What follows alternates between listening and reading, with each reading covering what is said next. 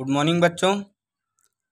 इस वीडियो में हम लोग आपके चैप्टर नंबर 19 कवर करने वाले हैं, जो कि है गवर्नमेंट बजट एंड टैक्सेशन।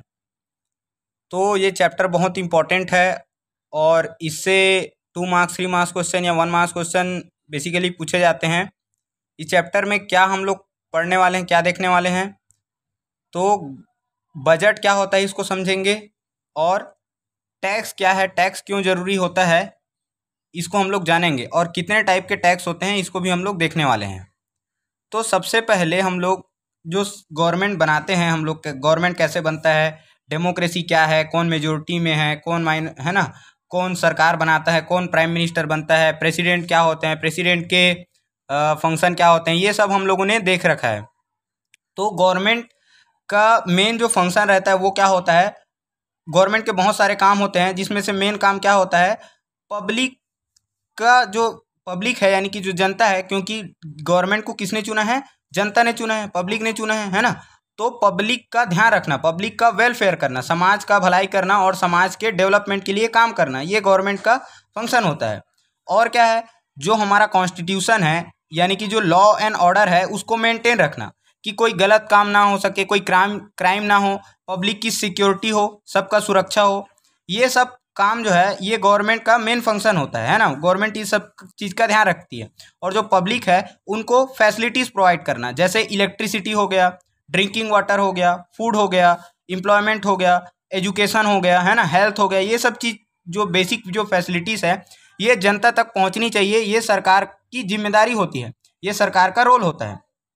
अब क्वेश्चन ये आता है कि सरकार ये सब जो पब्लिक को फैसिलिटीज़ प्रोवाइड करेगी तो सरकार के पास में पैसा कहाँ से आएगा, सरकार के पास में, गवर्नमेंट के पास में मनी कहाँ से आएगा। तो यही चीज़ जो है, जो मनी है वो आता है टैक्स के थ्रू।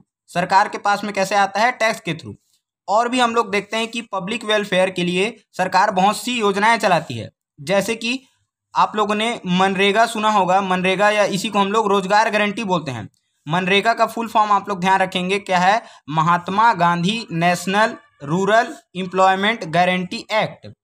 महात्मा Gandhi national rural employment guarantee act. Rural मतलब होता है ग्रामीण क्षेत्र में, हिंदी में इसको बोलते हैं महात्मा गांधी राष्ट्रीय ग्रामीण रोजगार गारंटी कानून, है ना। मतलब कि गांव में रोजगार देने के लिए, गांव में क्या होता है, काम की कमी हो जाती है, शहर में तो बहुत सारे काम मिल जाते हैं कैसे भी। तो गांव के लोगों को, क्योंकि गांव के लोग जो है मेनली एग्रीकल्चर के ऊपर डिपेंड करते हैं, खेती। अब खेती तो जो एक निश्चित समय में होती है, गर्मियों में तो नहीं कर पाते हैं, है ना। तो उस समय लोगों के पास रोजगार नहीं होता, लोग जो है बेरोजगार रहते हैं या खाली रहते हैं, या उनके पास सोर्स ऑफ इनकम नहीं रहता, पैसे आ नहीं सकते हैं कहीं से। तो सरकार ने क्या किया, 2004 में एक कानून लेकर आया, जो ग्रामीण जो लोग हैं उनको रोजगार दिया जाए, उनको काम दिया जाए, ऐसे करके। और इसमें 100 डेज का जो है जॉब गारंटी दिया गया है। आप लोगों के बुक में 150 डेज दिया गया है, लेकिन ये 100 डेज जो है वो स्टार्टिंग में था, ये ध्यान रखेंगे आप लोग। तो 100 दिन का जो जॉब गारंटी है ये इसमें दिया जाता है। इसके लिए एक कार्ड बनता है ना, और इसको जॉब कार्ड बोलते हैं।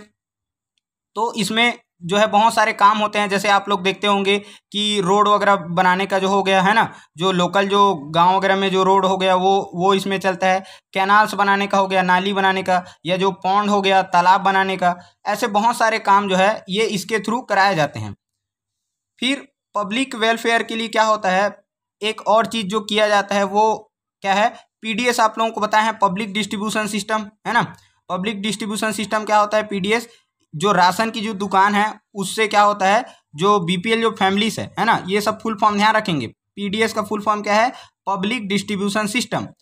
पब्लिक डिस्ट्रीब्यूशन सिस्टम, यही जो राशन की जो दुकान होती है, जो कम दाम पर, जो बीपीएल फैमिलीज है मेनली बिलो पॉवर्टी लाइन यानी कि गरीबी रेखा के नीचे, उन लोगों को कम दाम में 2 रुपये 3 रुपये किलो रुपए में चावल हो गया, गेहूं हो गया, है ना, मिट्टी का तेल हो गया, शक्कर हो गया, ये सब चीज़, बहुत सारे चीज़ जो दिए जाते हैं ये पब्लिक डिस्ट्रीब्यूशन सिस्टम कहलाते हैं।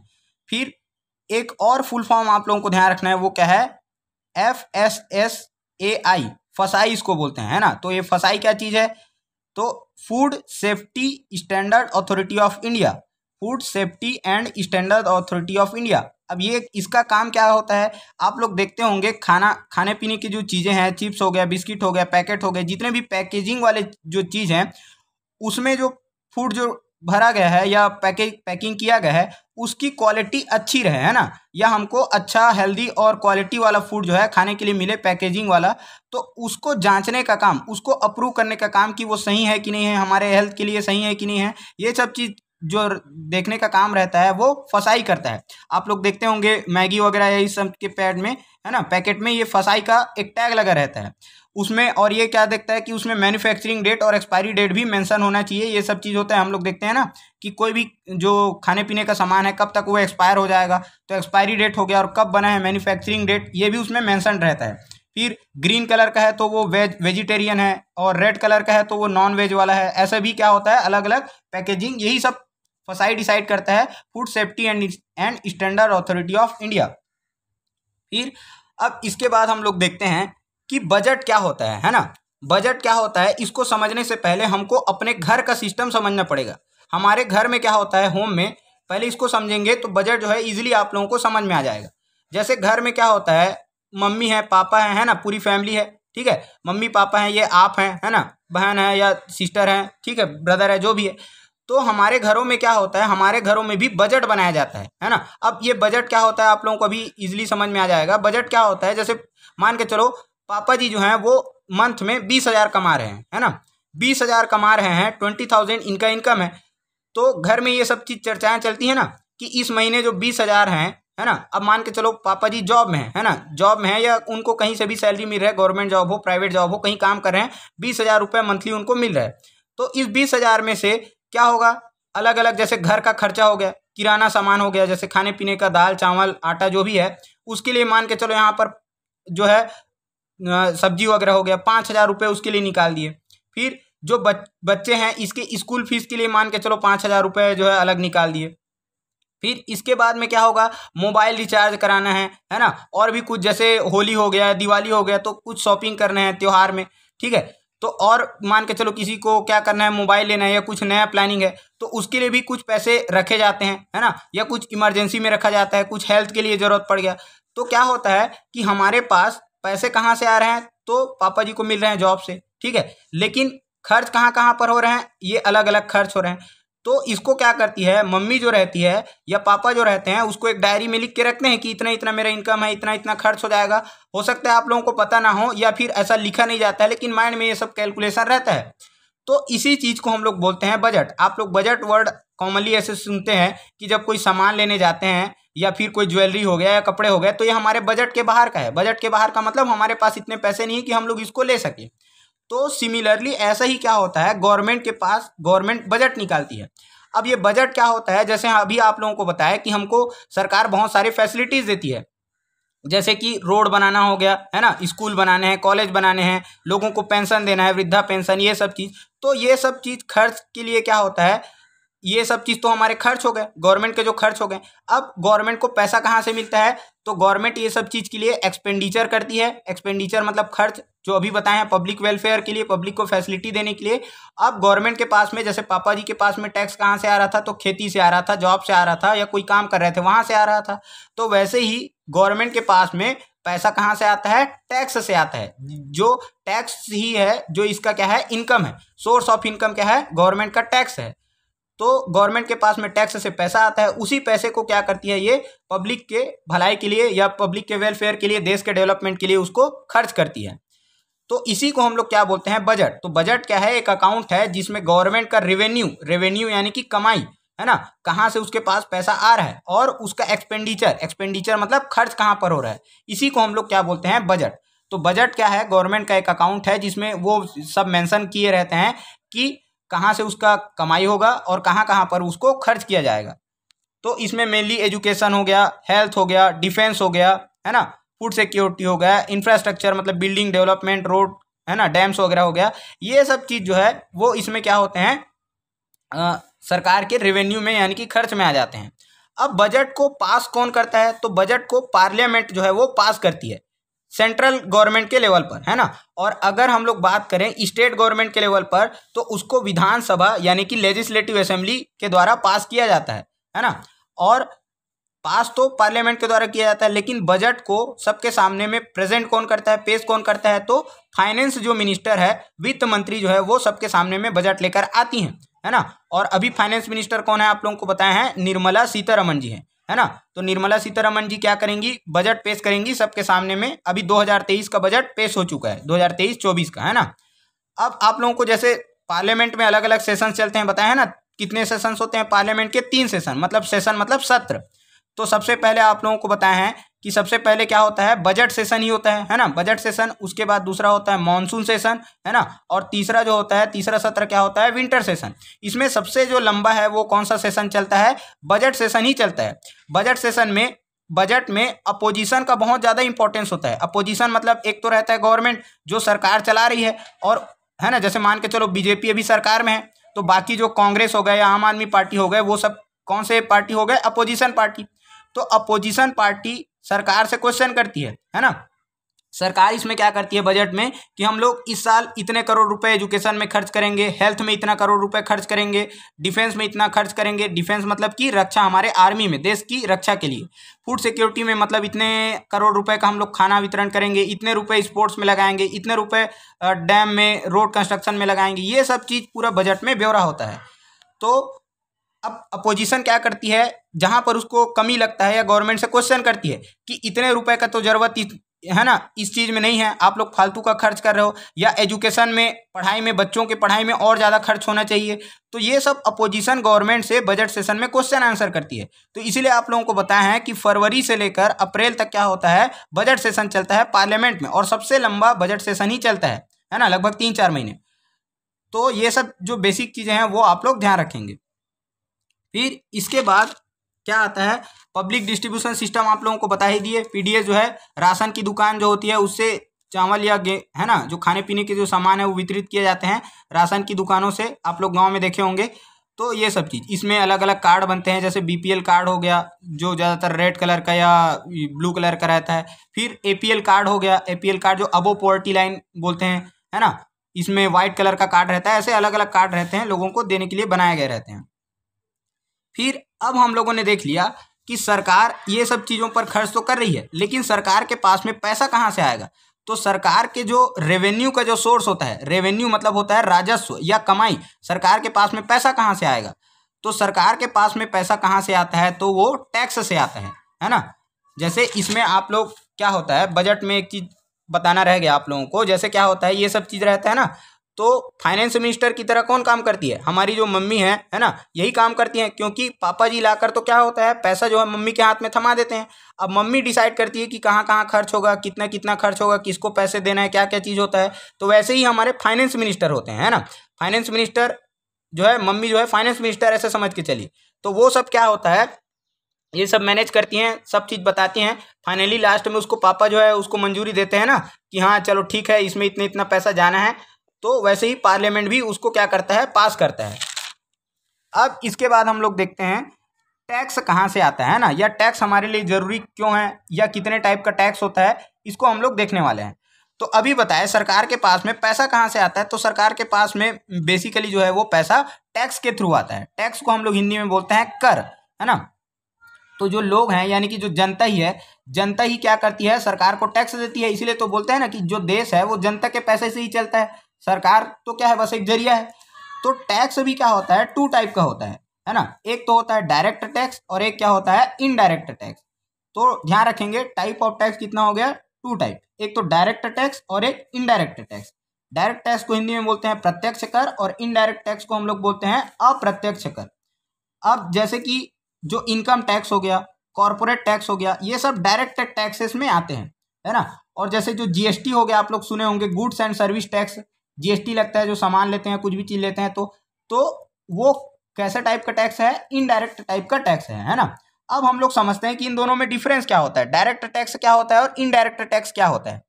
जैसे मान के चलिए क्या होता है, जो इनकम टैक्स है वो क्या है, डायरेक्ट टैक्स है। या कॉर्पोरेट टैक्स क्या है, इसको अभी समझेंगे। जैसे एक आदमी कोई क्या कर रहा है, पैसा कमा रहा है ना। अब ये मान के चलो 10 लाख रुपए कमा रहा है, 10 लाख रुपए महीने का कमा रहा है या साल का कमा रहा है। तो ये क्या हो गया, ये कमाई इसी की है। तो सरकार क्या बोलती है, सरकार सरकार इसके इनकम में टैक्स लगाती है ना, कि आपने इतना कमाया है, हमने आपको बहुत सारी फैसिलिटीज दी है, तो आपको क्या करना होगा, सरकार को चलाने के लिए आपको टैक्स देना होगा।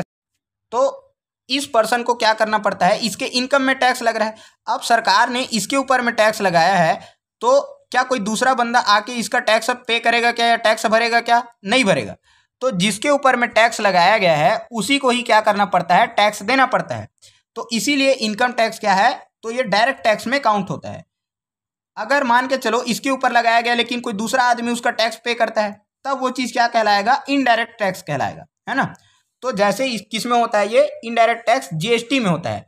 जीएसटी क्या है, गुड्स एंड सर्विस टैक्स। आप लोग कोई भी सामान लेते हैं, कोई भी सामान ले लिए, जैसे कि खाने पीने का जो मैगी हो गया छोटा सा पैकेट, या फिर कपड़े ही हो गए, है ना, तो उसमें क्या होता है, तो इसमें आप लोग देखते होंगे जो खाने पीने का सामान है, मैगी हो गया या कपड़े वगैरह हम लोग लेते हैं बहुत सारे, तो उसमें क्या होता है, या ज्वेलरी लेते हैं, सोना चांदी लेते हैं, तो उसमें क्या होता है, एक टैक्स जुड़ता है जिसको हम लोग बोलते हैं जीएसटी। अब ये एक्चुअल में लगाया किसके ऊपर जाता है, तो ये दुकानदार के ऊपर लगाया जाता है, जो शॉपकीपर रहता है उसके ऊपर में लगाया जाता है। लेकिन उसको दुकानदार अपना पे करता है क्या, नहीं पे करता है। वो किससे लेता है, वो कस्टमर से लेता है। जो कस्टमर उसके पास जाते हैं, जो ग्राहक उसके पास जाते हैं, उसको पे करना होता है। तो लगाया तो ये किसके ऊपर गया था, टैक्स जो है दुकानदार के ऊपर, है ना। या जैसे आप लोग सिनेमा देखने जाते होंगे, पिक्चर देखने जाते हैं, है ना, ठीक है, तो पुष्पा हो गया, सामी हो गया, है ना, तो ये सब जो पिक्चर देखने जाते हैं, तो वो क्या होता है, जो उसका टिकट रहता है वो जो जो सिनेमा वाले है उसके ऊपर में लगाया जाता है। लेकिन एक्चुअल में वो पे करता है क्या, उसको नहीं पे करता है उस पर टैक्स। उस पर टैक्स जनता से लिया जाता है। तो टैक्स लगाया तो किसी और के ऊपर गया, लेकिन उसको पे कौन कर रहा है, जनता कर रही है, या कोई दूसरा पर्सन कर रहा है। तो इसी को हम लोग क्या बोलते हैं, इनडायरेक्ट टैक्स बोलते हैं। तो डायरेक्ट टैक्स जिसके ऊपर लगाया गया वही पे करेगा। इनडायरेक्ट टैक्स क्या है, लगाया तो किसी और के ऊपर गया है, लेकिन किसी और के द्वारा उसको पे किया जा रहा है। तो यही दोनों में क्या होता है, डायरेक्ट टैक्स और इनडायरेक्ट टैक्स में डिफरेंस होता है। तो अब इसको हम लोग और अच्छे तरीके से समझते हैं। इनकम, जैसे कि अभी आप लोग को बताया डायरेक्ट टैक्स में कौन कौन सा आ गया, इनकम टैक्स और कॉर्पोरेट टैक्स। इनकम टैक्स बता दिए, जो पर्सनल व्यक्ति के, इंडिविजुअल के इनकम के ऊपर लगाया जाता है ना, उसको तो हम लोग क्या बोलते हैं, इनकम टैक्स बोलते हैं। अब हर एक आदमी अलग अलग जो है, कोई कम कमा रहा है, कोई ज्यादा कमा रहा है ना, कोई 5,000 ही कमा रहा है मंथ में, ठीक है, तो कोई जो है 50,000 कमा रहा है, तो कोई 10,000 कमा रहा है, कोई लाख रुपए कमा रहा है। तो हर एक का कमाई अलग अलग होता है।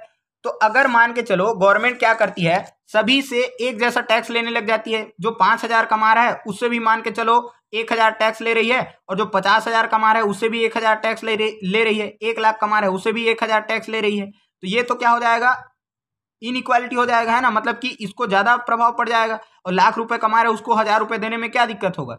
तो सरकार क्या करती है, इसके लिए अलग अलग परसेंटेज डिसाइड करती है, कि जैसे 5%, 10%, है ना, 20%, 30%, ऐसे अलग अलग परसेंटेज डिसाइड करती है। जिसका कमाई जो है, यानी कि जिसका सैलरी, जिसका इनकम क्या होगा, जितना ज्यादा होगा उसको उतना ही ज्यादा टैक्स पे करना पड़ेगा। कम इनकम है तो कम टैक्स देना पड़ेगा। तो ये क्या होता है, इनकम टैक्स होता है। जैसे जो गवर्नमेंट एम्प्लॉय हैं, या जो है ना सरकारी कर्मचारी हैं, जो पैसे कमा रहे हैं, इसमें भी क्राइटेरिया रहता है कि 3 लाख तक तो कोई भी टैक्स देना नहीं पड़ता है। 3 लाख अगर साल में कमा रहे हैं, है ना, ईयरली बोल रहे हैं, साल में, तो भी सरकार उसमें छूट देती है। अभी इसको बढ़ाकर 7 लाख कर दिया गया है, कि अगर क्या है, कोई भी पर्सन साल भर में 7 लाख रुपए कमा रहा है, तो उसको अपने कमाई में कोई भी टैक्स नहीं देना है। 7 लाख के ऊपर में यही सब परसेंट रहता है, 5%, 10%, 20%, ऐसा, है ना। तो ये सब अलग अलग टैक्स पे करना होता है उनको। फिर आता है कॉर्पोरेट टैक्स। कॉर्पोरेट टैक्स क्या होता है, तो ये कॉर्पोरेट टैक्स जो है, ये बड़ी बड़ी कंपनियों या फिर बिजनेस जो फर्म है उनके ऊपर लगाया जाता है। जैसे कि आप लोग सुनते होंगे, रिलायंस हो गया, है ना, जियो हो गया, रिलायंस जियो हो गया, या फिर क्या हो गया, अडानी हो गया, ऐसे बहुत सारे, टाटा हो गया। ये जो बड़े बड़े जो कंपनीज है, इनके ऊपर में क्या होता है, जो टैक्स लगाया जाता है, क्योंकि इनका जो है वो कमाई जो है, खर्च जो है वो करोड़ों में होता है, करोड़ों में इनको प्रॉफिट होता है। तो इसके ऊपर में क्या होता है, टैक्स लगाया जाता है। जो कंपनियों के ऊपर में टैक्स लगाया जाता है उसको क्या बोलते हैं, कॉर्पोरेट टैक्स। पर्सनल इंडिविजुअल आदमी के ऊपर टैक्स लगाया जाता है उसको तो क्या बोलते हैं, इनकम टैक्स। लेकिन जो कंपनियों के ऊपर जो टैक्स लगाया जाता है, जो बड़े बड़े कंपनी और जो फर्म हो गए, उसको क्या बोलते हैं हम लोग, कॉर्पोरेट टैक्स बोलते हैं, है ना। जैसे आप लोग बहुत सारे बायजूस हो गए, अनअकैडमी हो गए, ये सब भी कंपनी है, तो इनके ऊपर भी कॉर्पोरेट टैक्स लगाया जाता है। और इसका जैसे मान के चलो, यहाँ पर 10%, 20% इस टाइप से इनकम टैक्स है। तो यहाँ पर क्या होता है 37%, 30%, ये सब ऐसा कॉर्पोरेट टैक्स होता है। कंपनियों में ज़्यादा होता है ये, क्योंकि इनको जो प्रॉफिट ही है, जो फायदा ही है, वो क्या होता है, ये करोड़ों में होता है, करोड़ों का इनको प्रॉफिट होता है, फायदा होता है, ये सब चीज़ होता है। तो ये दोनों बेसिकली क्या थे, हमारे कॉर्पोरेट टैक्स और इनकम टैक्स क्या थे, डायरेक्ट टैक्स थे। अब हम लोग देखते हैं इनडायरेक्ट टैक्स। इनडायरेक्ट टैक्स क्या बताए हैं, जैसे अभी बताया है कि इस पर्सन के ऊपर में क्या लगाया जा रहा है, टैक्स लगाया जा रहा है, लेकिन टैक्स ये नहीं पे कर रहा है, टैक्स कौन पे कर रहा है, कोई दूसरा पर्सन पे कर रहा है ना। तो इसी को हम लोग क्या बोलते हैं, इनडायरेक्ट टैक्स बोलते हैं। अब इनडायरेक्ट टैक्स क्या है, जैसे जो हमारा जो गुड्स एंड सर्विस टैक्स, इसी को हम लोग जीएसटी बोल देते हैं शॉर्ट फॉर्म में। तो गुड्स एंड सर्विस टैक्स क्या है, हमारा एक इनडायरेक्ट टैक्स है ना। अब इसको 2017 में लाया गया हमारे इंडिया में, 2017 में जीएसटी स्टार्ट किया गया। तो इससे पहले क्या जीएसटी नहीं हुआ करता था, तो इससे पहले जीएसटी नहीं था। उससे पहले बहुत सारे टैक्स देने पड़ते थे, जैसे सेल टैक्स हो गया, वैट हो गया, सर्विस टैक्स हो गया, और भी बहुत सारे अलग अलग टैक्स हो गया, एक्साइज ड्यूटी हो गया, है ना। ये सब बहुत सारे टैक्स थे। तो मोदी जी ने क्या किया, मोदी गवर्नमेंट ने क्या किया, बहुत सारे टैक्स देने के जगह पर उन्होंने सोचा कि क्यों ना एक ही टैक्स दिया जाए, वन नेशन वन टैक्स का उन्होंने क्या दिया, नारा दिया। और ये सब जो अलग अलग जो टैक्स थे उसको हटा के क्या कर दिया गया, एक ही टैक्स ला दिया, जीएसटी जिसको हम लोग बोलते हैं। अभी हम लोग देखते हैं ये सब अलग अलग टैक्स क्या चीज होते हैं। सबसे पहले जीएसटी का मतलब आप लोग जानते हो क्या, जीएसटी मतलब क्या होता है, गुड्स एंड सर्विस, यानी कि जो सामान है और जो सर्विस है, सेवाएं हैं, उनके ऊपर लगने वाला कर। जैसे गुड्स में क्या आ जाएगा, तो जितने भी हमारे ज्वेलरीज हो गए, मतलब सोना चांदी गहने, है ना, एसी फ्रिज कूलर मोबाइल कपड़े लत्ते, जितने भी सामान हैं उसको हम लोग क्या बोलते हैं, गुड्स बोलते हैं। तो इसके ऊपर जो टैक्स लगता है। और सर्विस कौन कौन सी हो गई, सर्विस जैसे मोबाइल रिचार्ज हम लोग कराते हैं, तो मोबाइल इंटरनेट ये क्या है, एक सर्विस ही है ना। ऑनलाइन हम लोग जो पढ़ते हैं, ऑनलाइन जो देखते हैं, मोबाइल हो गया। ऑनलाइन शॉपिंग करते हैं, है ना, जैसे आप लोग ऑनलाइन शॉपिंग किससे किससे करते हैं, तो आप लोगों का बहुत सारा ऐप आता है ना, ऑनलाइन शॉप, मी शॉप हो गया, ठीक है, अमेजॉन हो गया, फ्लिपकार्ट, ये सब चीज ऑनलाइन जो शॉपिंग करते हैं, है ना। तो ये क्या है, एक सर्विस प्रोवाइड कर रहे हैं, है ना, सेवा दे रहे हैं। तो इनके ऊपर जो लगने वाला जो टैक्स है उसी को हम लोग क्या बोलते हैं, जीएसटी बोलते हैं। जैसे मान के चलो कहीं गहने लेने जाते हैं, तो उसमें जो रेट रहेगा, मान के चलो 50,000, तो उसमें कुछ जीएसटी जुड़ता है 18% या जो भी है। अलग अलग इसके भी क्या रहते हैं, रेट रहते हैं। जैसे आप लोग को इसमें बताया ना, अलग अलग परसेंटेज या अलग अलग रेट रहते हैं इनकम टैक्स में, 5%, 10%, 20%, ऐसा। वैसे ही जीएसटी में भी अलग अलग परसेंटेज रहते हैं। अब जीएसटी के परसेंटेज कौन कौन से होते हैं, तो जैसे देख सकते हैं आप लोग, 0%, 5%, 12%, 18% या 28%, है ना। ये 0% कोई टैक्स होता है, आप लोग बोलेंगे मतलब कि उसमें तो टैक्स ही नहीं है। तो जीएसटी क्या होता है, जैसे जो इसेंशियल जो चीजें हैं, इसेंशियल मतलब जो बहुत जरूरी है, उस पर, जैसे दवाई हो गया, है ना, मेडिसिन हो गया, उस पर टैक्स नहीं लगाया जाता है ना। या जैसे एजुकेशन, जो पढ़ाई लिखाई है, उस पर, उनके चीज़ों पर बहुत कम टैक्स लगाया जाता है। तो जैसे 5%, जैसे स्टेशनरी सामान हो गया, पेन कॉपी पुस्तक पेंसिल, इन सब पे बहुत कम टैक्स रहता है। जैसे जैसे जो लग्जरियस जो आइटम है, जो लग्जरियस जो चीज़ें हैं, है ना, जैसे मान के चलो रेस्टोरेंट में कोई खाने जा रहा है, एसी हो गया, कूलर हो गया, फ्रिज हो गया। अब ये लाइफ के लिए जरूरी नहीं है, ये आदमी अपने एक्स्ट्रा सहूलियत के लिए, एक्स्ट्रा आरामदायक जो चीज़ें हैं, लग्जरी जो चीज़ें हैं, उनको वो चीज़ प्रोवाइड कर रहा है। तो सरकार ऐसे चीजों पर ज्यादा टैक्स लेती है। क्यों? क्योंकि ये सब चीज कौन करेंगे, जिसके पास में पैसा रहेगा। अब कोई गरीब आदमी है, उसके घर में एसी होगा क्या? नहीं हो पाएगा, है ना। कोई रेस्टोरेंट जा पाएगा? गरीब आदमी नहीं जा सकता है। तो ऐसे चीजों पर ज्यादा टैक्स लगाया जाता है जो लग्जरियस चीजें प्रोवाइड करती है। और जो सिंपल जो फूड है, दाल चावल है, इन पे बहुत कम टैक्स या नहीं के बराबर में टैक्स रहता है। मेडिसिन वगैरह हो गया, क्यों? क्योंकि लाइफ के लिए बहुत ज्यादा जरूरी है ना। फिर अब अलग अलग जो टैक्स हैं, ये कौन कौन से टैक्स हैं, जैसे कि अभी बताया एक्साइज ड्यूटी क्या होता है। एक्साइज ड्यूटी किसको बोलते हैं हम लोग? जो प्रोडक्शन पे लगाया जाता है ना। कोई सामान जैसे उसको उत्पाद किए, जैसे सिंपली हम लोग क्लॉथ का एग्जांपल समझते हैं या बिस्किट बनाने का हम लोग एग्जांपल समझते हैं, है ना। तो जैसे बिस्किट बनाने के लिए क्या चाहिए, बिस्किट बनाने के लिए क्या चाहिए? पहले आटा चाहिए, है ना, आटा से ही बनता है। जैसे पार्ले जी का बिस्किट ले लो या कोई भी। फिर इसके लिए क्या चाहिए? शुगर चाहिए, शक्कर चाहिए, और भी उसमें कुछ फ्लेवर मिला रहे हैं, चॉकलेट वगैरह, तो वो सब चीज चाहिए। तो ये क्या हो गया? रॉ मटेरियल हो गया। अब यहाँ पर रॉ मटेरियल को ले जाया जाएगा, फिर मशीन लगेगा, लेबर लगेगा, तो इसमें क्या हो गया? फिर इसका कुछ वैल्यू बढ़ जाएगा ना, कुछ प्राइस बढ़ जाएगा। जैसे कम में लिया, मान के चलो, है ना, 10 रुपए में क्या किया, ये सब आटा शुगर वगैरह ले लिया, फिर उस पर ये सब मशीनरी वगैरह लगाया, लेबर वगैरह लगाया। अब इसका रेट 5 रुपये और बढ़ गया, मान के चलो 15 रुपये हो गए इसका, है ना। फिर इसको क्या किया जाएगा, पैकेज किया जाएगा और फिर उसमें प्रिंट वगैरह लगाया जाएगा। तो ये अब हो गया मान के चलो इसका 20 रुपये। तो हर एक स्टेज पे क्या होता है, उसमें टैक्स वगैरह लगते हैं, अलग अलग टैक्स लगते थे पहले, है ना। या इसी को हम लोग क्या बोलते हैं, वैल्यू एडेड टैक्स भी बोलते हैं। तो एक्साइज ड्यूटी जो है प्रोडक्शन के ऊपर लगाया जाता था, उत्पादन के ऊपर, जो प्रोड्यूस किया जा रहा है उसके ऊपर। फिर बेचने के ऊपर में पहले सेल टैक्स लगता था, फिर सर्विस टैक्स लगता था, है ना। सर्विस टैक्स अभी बता दिए क्या होता है, सर्विस के ऊपर में लगता है, एक जगह से दूसरे जगह ले जा रहे हैं, या जैसे मोबाइल हो गया, रेस्टोरेंट हो गया, अलग अलग सर्विसेज के ऊपर में चार्ज लगता था। फिर एक होता है वैट, वैट को क्या बोलते हैं, वैल्यू एडेड टैक्स। जैसे यहाँ पर बताया, अभी क्या हो गया, जो आटा था या जो शुगर था उसका उतना ज़्यादा वैल्यू नहीं था, लेकिन जब इसको मशीन में प्रोसेस कर दिया गया, वही चीज़ क्या बन गया, बिस्किट बन गया। तो क्या हो गया, इसका वैल्यू बढ़ गया ना। तो इसमें क्या हो गया, पहले जो 10 रुपये का जो सामान था, अब वो क्या हो गया, बढ़कर 20 रुपये का हो गया। तो इसमें वैल्यू बढ़ गया। तो इसी में वैल्यू, इसी को बोलते हैं वैल्यू ऐड होना। बीच में आप लोग के स्कूल में भी हुआ था ना वैल्यू एडेड प्रोग्राम, ऐसा कुछ। तो क्या हो गया, इसी को बोलते हैं हम लोग वैट। वैट यानी कि वैल्यू एडेड टैक्स, वैल्यू जो बढ़ता जा रहा है उसके ऊपर में टैक्स। तो और अच्छा, जो सामान बनता है उसके ऊपर में लास्ट में आप लोग देखते होंगे पीछे के साइड में, या जो उसके पैकेजिंग में एमआरपी लिखे रहता है। एमआरपी का फुल फॉर्म क्या होता है, मैक्सिमम रिटेल प्राइस। हिंदी में बोलते हैं इसको अधिकतम खुदरा मूल्य, है ना, अधिकतम खुदरा मूल्य। अब इसके ऊपर में क्या होता है, ये प्राइस क्या होता है, इसके ऊपर में दुकान इससे ज़्यादा प्राइस पर नहीं बेच सकता है। जैसे मान के चलो कोई बिस्किट का पैकेट है, 10 रुपये इसका प्राइस दिया गया है, तो 10 रुपये उसका एमआरपी है, 10 रुपये से ज़्यादा में वो नहीं बेच सकता है। तो ये सब हम लोगों ने क्या समझा, GST, goods and service tax. तो ये जो बेसिकली इस चैप्टर में यही दोनों चीज इंपॉर्टेंट था, है ना। अच्छा, एक टैक्स और आता है जिसको हम लोग बोलते हैं कस्टम ड्यूटी। कस्टम ड्यूटी क्या होता है, जो हम लोग सामान जो इंपोर्ट कराते हैं, जो विदेशों से मंगाते हैं, फॉरेन से मंगाते हैं, उस पर भी टैक्स लगता है।